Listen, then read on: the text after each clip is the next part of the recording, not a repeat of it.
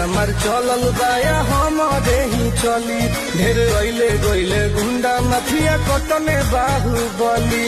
केहू तो बस के नइखे रात हमार चलल बाया हमारे ही चली ढेर अइले गइले गुंडा माफिया कटने बाहुबली मार के गोली बंद कदम बोली हरदम लाश सुता दे माहौल जवन बदली के दुनिया से उठा दे माहौल जवन बदली के दुनिया से उठा दे।